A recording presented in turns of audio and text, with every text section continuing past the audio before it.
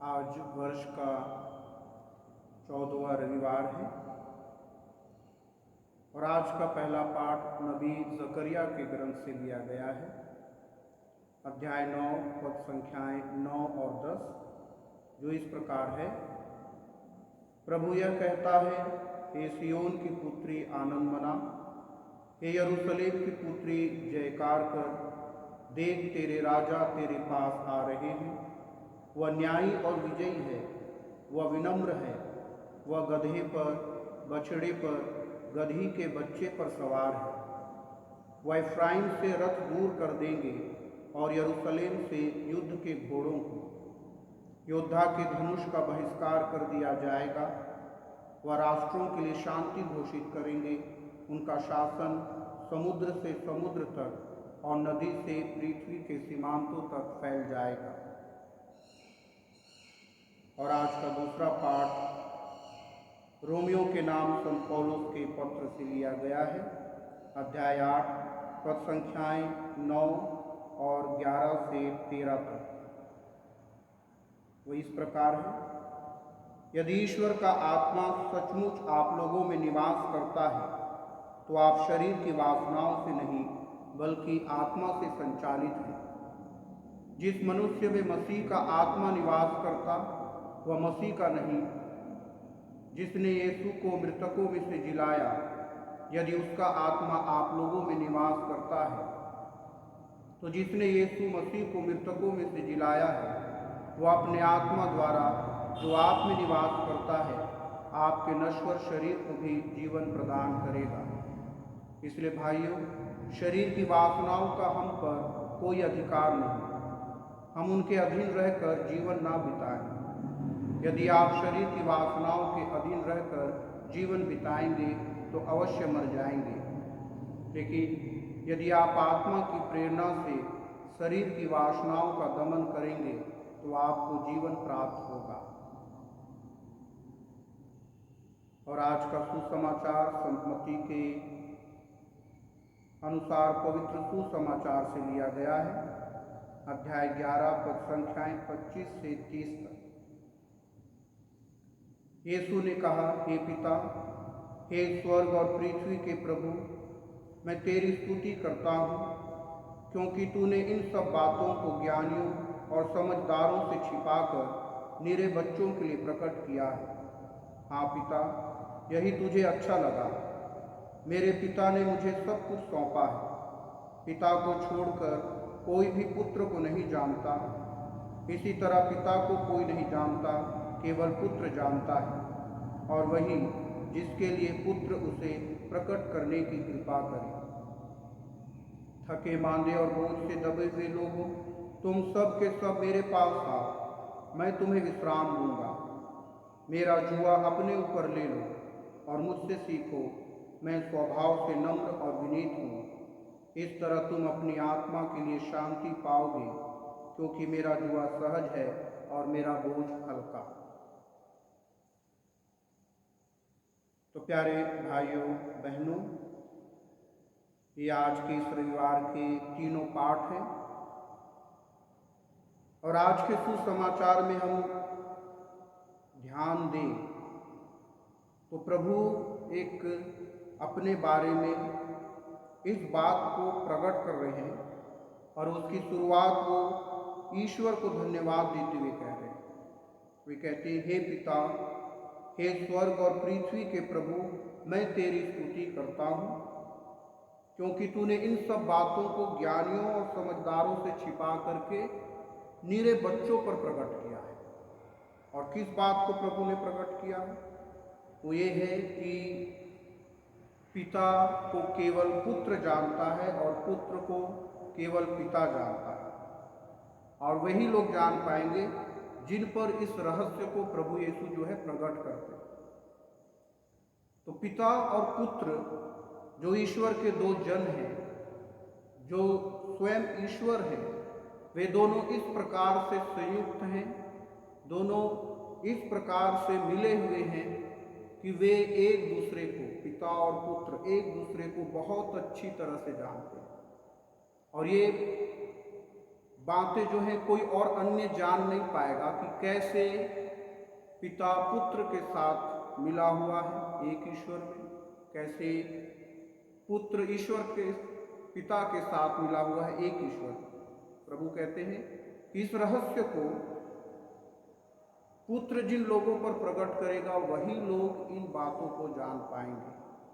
तो एक प्रकार से जब यीशु इन बातों को लोगों को बता रहे हैं तो वो स्पष्ट कर रहे हैं कि वे स्वयं ईश्वर हैं और ईश्वर होने के नाते वे पिता को बहुत अच्छी तरह से वो जानते हैं। तो लोगों के सामने यीशु स्पष्ट कर रहे हैं कि ये रहस्य उन लोगों के लिए प्रकट किया जाएगा जो स्वभाव से नम्र हैं, विनीत हैं, जिनका दिल हृदय जो है वो बच्चों के समान है। और आज के सुसमाचार पर हम ध्यान दें तो उसमें यीशु जो है 3 बातों को हमसे कहना चाहते हैं। पहला ये कि मेरे पास आओ, दूसरा अपने ऊपर ले लो और तीसरा मुझसे सीखो। तो यीशु कहते हैं कि जो कोई भी थका हुआ है, बोझ से दबा हुआ है, वे सब के सब मेरे पास आओ। थके मांदे होना, जब हम इस शब्दों पर हम चिंतन करते हैं और अपने जीवन को देखते हैं तो हम अधिकतर यही सोचते हैं कि हम अपने जीवन के कठिनाइयों से, अपने जीवन की समस्याओं से, अपने जीवन के विपरीत परिस्थितियों से हम दबे हुए हैं, जीवन के कठिन जिम्मेदारियों से हम दबे हुए हैं और इन जिम्मेदारियों को पूरा करते करते, इन कठिनाइयों का सामना करते करते, इन समस्याओं का सामना करते करते शायद हम थक जाते हैं। और जब थक जाते हैं तो हम ईश्वर के पास आते हैं इस विश्वास के साथ कि हमें विश्राम मिलेगा।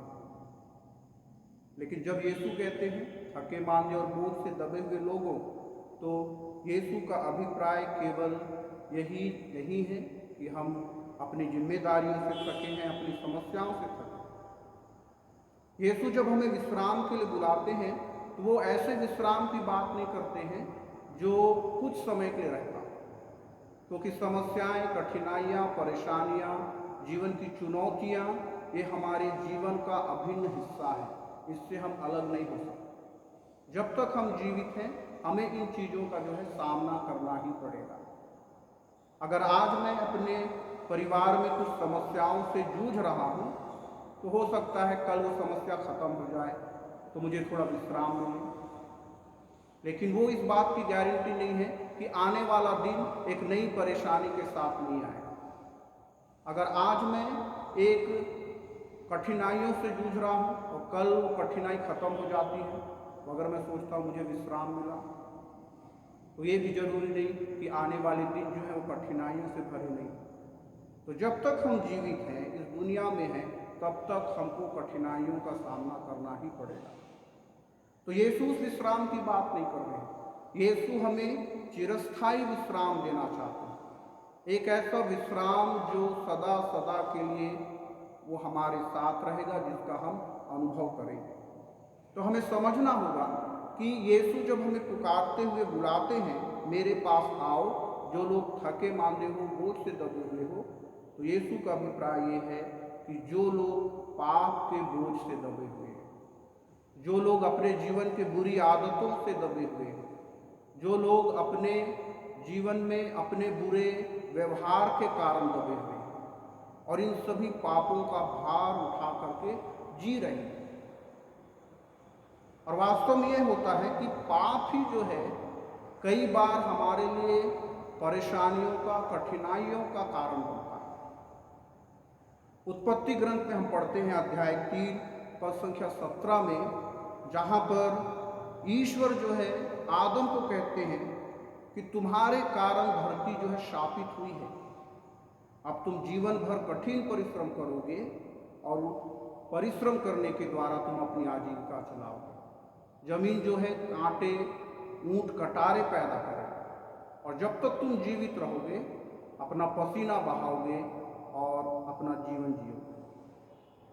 तो आदम ने पाप किया, ईश्वर की आज्ञा का उल्लंघन किया और उसका नतीजा ये हुआ कि जमीन शापित हो गई। उसका नतीजा ये हुआ कि अब उसे जीवन जीने के लिए कठिन परिश्रम करना पड़ेगा, मेहनत करना पड़ेगा। तो ये उसके पाप का फल था। मेहनत करना कोई बुरी बात नहीं है, जीवन चलाने के लिए पसीना बहाना कोई बुरी बात नहीं है। लेकिन जब हम अपने जीवन को जीते हुए इन समस्याओं का, कठिनाइयों का सामना करते हैं, मेहनत करते हैं, तो उस दौरान मेरे मन में कितना विश्राम रहता है ये ज़्यादा जरूरी है। क्या मैं अपनी जिम्मेदारियों को करते हुए खुश हूँ? क्या मैं कठिनाइयों का सामना करने के लिए अपने आप को तैयार कर पाता हूँ, या उनसे दूर भागता हूँ, उनसे डरता हूँ, दुख तकलीफों से दूर भागता हूँ, डरता हूँ, उनके कारण मेरा मन व्याकुल है, उनके कारण मैं घबराया हुआ हूँ, उसके कारण मुझे पता नहीं करना क्या है। तो इस अवस्था को खत्म करने के लिए, हमें मानसिक और आत्मिक शांति प्रदान करने के लिए प्रभु यीशु जो है हमको बुलाते हैं, अपने पास बुलाते हैं। तो प्रभु के विश्राम का भी अर्थ है मानसिक शांति, आत्मिक शांति, शरीर और आत्मा दोनों का विश्राम, जो सदा के लिए हमारे साथ बना रहेगा। चाहे हम जो भी कठिनाइयों का सामना करें, किसी भी परेशानियों का सामना करें, लेकिन हमारे मन में प्रभु के कारण वो विश्राम जो है बना रहेगा। तो प्रभु कहते हैं, तुम मेरे पास आओ, मैं तुम्हें विश्राम दूंगा। तो हमें ईश्वर के पास आना है। यीशु जो है, संत मार्कुस के सुसमाचार में पढ़ते हैं कि यीशु साइमन को और उसके भाई अंद्रेस को बुलाते हैं। वो मछुआरे थे और उनको कहते हैं कि तुम आओ, निमंत्रण देते हैं, मेरे पास आओ, मैं तुमको जो है मनुष्यों को पकड़ना सिखाऊंगा, मनुष्यों का मछुआरा बनाऊंगा। तो ये यीशु के पास आने का मतलब होता है। दूसरी ओर हम देखते हैं संत मार्कुस के सुसमाचार में ही अध्याय 10 में एक धनी व्यक्ति यीशु के पास आता और कहता है, प्रभु मुझे अनंत जीवन पाने के लिए क्या करना चाहिए? यीशु उन्हें पूरी आज्ञाएं जो संहिता में लिखी हैं उसको बताते हैं। वो धनी युवक कहता है, मैं तो इसका पालन करता हूँ। फिर यीशु उससे कहते हैं, तुम्हारे पास जो संपत्ति है उसको जाओ बेचो, उसको गरीबों में बांट दो, उसके बाद आकर के मेरे पास अनुसरण करना। उसके बाद मेरे पास आकर के अनुसरण करना। लेकिन वो धनी व्यक्ति नहीं आता। तो हम कैसे यीशु के पास आ सकते हैं, जो हम बोझ से दबे हुए लोग? और यीशु के पास आना यीशु के शिष्य बनने की शर्तों में से एक है। जब तक हम यीशु के पास नहीं आएंगे, हम यीशु के शिष्य नहीं बन सकते। सिमोन और अंद्रेयस अपना काम छोड़ करके यीशु के पास आए, यीशु ने उन्हें अपना शिष्य बनाया। वो धनी व्यक्ति अपना धन संपत्ति छोड़ करके यीशु के पास नहीं आ सका और इसलिए वो यीशु के शिष्यों में शामिल नहीं हो पाया। तो यीशु के पास आना, उसके शिष्य बनने का हमारे लिए जो है आमंत्रण है। दूसरी चीज यीशु कहते हैं, अपने ऊपर ले लो। यीशु कहते हैं, तुम मेरा जुआ अपने ऊपर ले लो। यीशु अपना जुआ हमको प्रदान करते हैं और कहते हैं कि जो तुम्हारा बोझ है, जो तुम्हारा जुआ है, उसको मुझको दे दो। संत पेतरुस अपने पहले पत्र में यही कहते हैं कि उन्होंने हमारे अपने शरीर में हमारे पापों को काट के क्रूस पर ढोया। तो यीशु कहते हैं, तुम अपना बोझ मुझको दे दो। जिस पाप से तुम लदे हुए हो और जिसके कारण तुम्हारा जीवन कठिन बना हुआ है, उसको तुम मुझको दे दो और मेरा जुआ तुम ले लो जो हल्का है। तो जुआ क्या है? प्रभु यीशु का जुआ क्या है? यहूदियों के बीच में जुआ का समझ ये था कि किसी के अधीन रहना, या तो किसी व्यक्ति के या तो फिर किसी राष्ट्र के अधीन रहना। जब वो कहते थे कि हम इस देश के जुए के नीचे जीवन जी रहे हैं, यानी वे उस राष्ट्र के अधीन जीवन जी रहे हैं। जुआ ढोना यानी किसी की अधीनता को स्वीकार करना, किसी की अधीनता में चलना, ये उनकी समझ थी। और हम ये भी देखते हैं कि जब ये ईश्वर जो है उनको इज़राइलियों को मिस्र देश से निकाल कर ले आता है, और उसके बाद ईश्वर जो है उनसे ये कहता है, लेवी ग्रंथ में अध्याय 26 पद संख्या 13 में ये कहता है कि मैं प्रभु तुम्हारा वही ईश्वर हूँ जो तुम्हें मिस्र देश से निकाल करके ले आया, उसकी दासता से मैंने तुमको छुड़ाया है, मैंने तुम्हें मिस्र की गुलामी से छुड़ाया है और तुमको सीधा खड़े रहना सिखाया है। तो ईश्वर जब उनको मिस्र देश से निकाल कर लाया, मिस्र की गुलामी से छुड़ाया, इसका कहने का मतलब ये है कि वो मिस्र के राजाओं का जो है उनके जुए के अंदर में थे। और ये बात भी सच है कि हम अपने जीवन में किसी ना किसी का जुआ उठाकर चलते ही हैं, या तो पाप का या तो फिर ईश्वर। जैसे संत पौलुस जो है रोमियो के पत्र में कहते हैं, हम जिसकी आज्ञा का पालन करते हैं हम उसके सेवक होते हैं, हम उसके दास होते हैं। संत पौलुस कहते हैं यदि मैं पाप के जीवन जीता हूँ, पाप का जीवन जीता हूँ, तो मैं पाप के दास हूँ, जिसका परिणाम मृत्यु। आगे वो कहते हैं कि अगर मैं ईश्वर की आज्ञाओं को मानता हूँ तो मैं ईश्वर के अधीन हूँ, और उस ईश्वर की आज्ञाकारिता के कारण मैं जो है धार्मिक कहता हूँ। तो हम अपने जीवन में जो जुआ ढोते हैं वो या तो ईश्वर का होगा या फिर पाप का। लेकिन जो जुआ ईश्वर का है वो सहज है, वो हल्का है। ईश्वर जो है हमको पूरी स्वतंत्रता के साथ जो है हमको बुलाता है। जैसे ईश्वर इज़राइलियों को आदेश देता है, विधि विवरण ग्रंथ में पढ़ते हैं अध्याय 6 पद संख्या 4 और 5 में, जहाँ पे ये कहा जाता है कि तुम अपने ईश्वर को प्यार करो अपने सारे दिल से, अपने सारे शक्ति से, अपने सारे मन से ईश्वर को प्यार करो।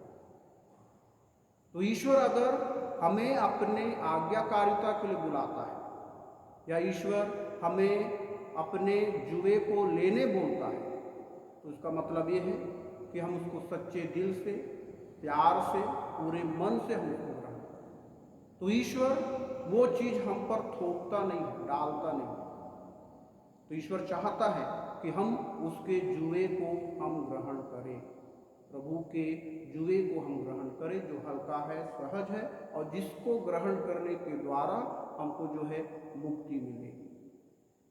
तो जब यहूदी लोग किसी राजा के अधीन रहते थे तो उनका ये सोच था कि वे उस राजा की सेवा करेंगे, उस राजा की बात को मानेंगे, उनके अधीन रहेंगे और उनकी आज्ञाओं का पालन करेंगे।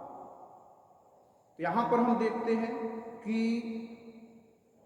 नबी ज़करिया जो है एक ऐसे राजा की बात कह रहे हैं, और उस राजा के कारण वो इज़राइलियों को कहते हैं कि तुम आनंद मनाओ, हे सियोन की पुत्री तुम आनंद मनाओ, यरूशलेम की पुत्री तू जयकार कर, देख तेरे पास तेरा राजा आ रहा है। और ये राजा किस प्रकार का होगा? ये राजा जो है न्यायी है, विजयी है, वो विनम्र है। तो ये अन्य राजाओं की तरह घोड़े पर बैठकर नहीं आएगा, ये उन राजाओं की तरह नहीं है जो दूसरे राज्य को हड़पना चाहता है, उस पर विजयी होना चाहता है। ये इतना विनम्र है कि ये गधी के बच्चे पर सवार होकर के आएगा, और इसके आने से क्या होगा? जो भी युद्ध हैं वो शांत हो जाएंगे, जो युद्ध के धनुष हैं उनका बहिष्कार किया जाएगा, और वो सब राष्ट्रों में अपनी शांति को घोषित करेगा। तो ये वो राजा है जो जिसके अधीन में रहते हुए हमें वाकई में जो है विश्राम मिलेगा, शांति मिलेगा। और ये बातें जो है नबी ज़करिया जो है इज़राइलियों से कह रहे हैं। क्यों कह रहे हैं? क्योंकि वे लोग लगभग 70 साल तक बाबिलोन के अधीन रहे, उनके गुलामी में रहे, बाबुल राजा के गुलामी में निर्वासित जीवन जिए 70 साल तक, अपने देश से, अपनी भूमि से दूर, अपने मंदिर से दूर उन्होंने जीवन बिताया। एक एक एक गुलामी का जीवन बिताया। तो नबी ज़करिया उनसे कहते हैं कि तुम्हारे लिए एक ऐसा राजा आ रहा है जो तुम पर शासन तो करेगा, लेकिन तुम्हें विश्राम देगा, तुमको शांति देगा, इसलिए तुम आनंद मनाओ, खुशी मनाओ, तुम उस राजा का स्वागत करो। तो जब प्रभु यीशु लोगों से कहते हैं, हमसे कहते हैं कि तुम यदि बोझ से दबे हुए हो, थके हुए हो, तो तुम मेरे पास आओ और मेरा जुआ को तुम ग्रहण करो।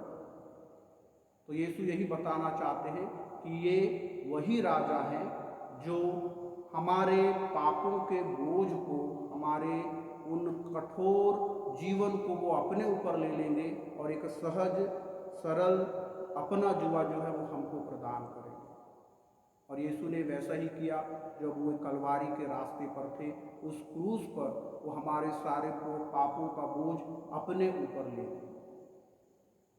तीसरी और महत्वपूर्ण बात जो प्रभु यीशु हमसे कहते हैं वो ये कि तुम मुझसे सीखो कि मैं स्वभाव से नम्र हूँ, विनीत हूँ। और शुरू में हमने देखा कि प्रभु कहते हैं कि पिता ने सब कुछ पुत्र के हाथों सौंप दिया है। वही पिता जो स्वर्ग और पृथ्वी का प्रभु है, वो अपने पुत्र के हाथों में सब कुछ को उसने सौंप दिया है। तो ये पुत्र जो है स्वर्ग और पृथ्वी का, सारे ब्रह्मांड का मालिक है, उसका अधिकारी है, उसका राजा है, उसका शासक है। वही प्रभु यीशु ख्रिस्त जो कि ईश्वर का दूसरा जन है, स्वयं ईश्वर है, वो अपने आप को इतना विनम्र बना लेता है, इतना विनीत बना लेता है कि वो स्वर्ग का सिंहासन छोड़ करके एक मनुष्य का जीवन जीने के लिए हमारे बीच में आता है, जन्म लेता है। ये उनकी विनम्रता है। ऐसी विनम्रता हम कहीं और देख नहीं सकते। तो यीशु कहते हैं कि तुम मुझसे सीखो कि मैं स्वभाव से विनम्र हूँ, मैं स्वभाव से विनीत हूँ।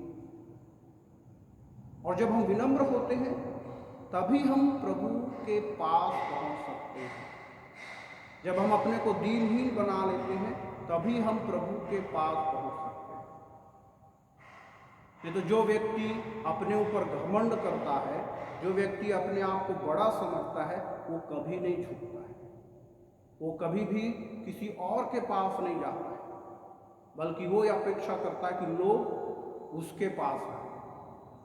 लेकिन यीशु जो स्वयं ईश्वर थे, वो स्वर्ग का सिंहासन छोड़ करके हमारे पास आते, वो अपनी विनम्रता को हमको दिखा रहे हैं। तो यीशु कहते हैं कि मैं स्वभाव से विनम्र हूँ, विनीत हूँ, और तुम मुझसे ये सीखो। तो ख्रीस्त में प्यारे भाई और बहनों, अगर हम यीशु के वाकई में सच्चे शिष्य बनना चाहते हैं तो हमें जो चाहिए वो ये है कि हम हमारे ऊपर जिन पापों का बोझ लेकर के हम घूम रहे हैं उनको हमें उतारना होगा। अपने स्वभाव को विनम्र बनाना पड़ेगा, विनीत बनाना पड़ेगा, तभी हम प्रभु के पास जाएंगे। और प्रभु कहते हैं जो मेरे पास आएगा, थके मांदे लोग, मैं उनको विश्राम दूंगा। प्रभु उनसे कहते हैं कि मैं तुम्हारे जुए को अपने ऊपर ले लूँगा और मेरा हल्का जुआ तुमको प्रदान करूँगा। तो यीशु का हमारे लिए निमंत्रण है और ये जरूरी है कि हम इसको जीने का प्रयास करें अगर हम वाकई में प्रभु के पास जो है आना चाहते हैं। और यही बात जो है संत पौलुस आज के दूसरे पाठ में भी कह रहे हैं कि अगर ईश्वर का आत्मा मुझ में है, निवास करता है, तो हम भले मर जाएं, लेकिन ईश्वर जिसने अपने बेटे को जिलाया है उसी की आत्मा हमको भी जिलाएगी। यानी कि हम उस अनंत शांति को हम प्राप्त कर पाएंगे, उस अनंत विश्राम को प्राप्त कर पाएंगे। लेकिन ज़रूरत यह है कि वही प्रभु का आत्मा हमें निवास करना है। तो जब तक हम अपने पापों का बोझ उस जुए को हम उतारेंगे नहीं, जब तक हम अपने आप को विनम्र बनाएंगे नहीं, जब तक हम अपनी कमजोरियों को, अपनी गलतियों को, अपने पापों को स्वीकार नहीं करेंगे और स्वीकार करने के बाद अपने जीवन में बदलाव नहीं लाएंगे, तब तक प्रभु का आत्मा हमें निवास नहीं कर पाएगा। वही आत्मा जिसने प्रभु यीशु को मृतकों में से जिलाया, और जब तक कोई आत्मा हमें क्रियाशील नहीं रहेगा, तब तक हम भी उसी मुक्ति में जो है प्रवेश नहीं कर पाएंगे। तो आइए हम आज के प्रभु के इन वचनों पर हम मनन चिंतन करें, ध्यान दें, अपने जीवन में झांक करके देखें और उन सभी चीज़ों को खोजने का प्रयास करें जो मेरे जीवन में हैं और मुझे यीशु के पास जो है जाने से रोक रहे हैं। हो सकता है मेरा घमंड, हो सकता है मेरे बुरे आचरण, हो सकता है मेरी बुरी आदतें, बहुत सारी चीज़ें हो सकती हैं जिनके कारण मैं यीशु के पास नहीं आ पाता। मैं मिस्र बलिदान में भाग लेता हूँ, मैं अपनी व्यक्तिगत प्रार्थनाएं करता हूँ, रोज़री करता हूँ, सब कुछ करता हूँ, फिर भी मैं उस प्रभु को अनुभव नहीं कर पाता हूँ। मुझे ढूंढना होगा कि वो कौन सी चीज़ है जो मेरे और मेरे यीशु के बीच में जो है एक दीवार के रूप में खड़ी है। हमें उसको पहचानने के बाद स्वीकार करना है और विनम्रता के साथ प्रभु के सामने उसके लिए क्षमा मांगनी है, तब कहीं जाके वो दीवार ढहेगी और हम प्रभु को देख पाएंगे, प्रभु के पास जा पाएंगे और उनके सच्चे शिष्य बन पाएंगे। तो आइए हम प्रभु से प्रार्थना करें जो स्वभाव से विनम्र है, विनीत है। हम उस प्रभु से प्रार्थना करें जो बार बार हमसे कहता है कि तुम मेरे पास आओ। हम वही प्रभु से प्रार्थना करें जो ये कहता है कि मैं तुम्हारा सच्चा राजा हूँ और मैं तुम्हारे बोझ को अपने ऊपर ले लूँगा।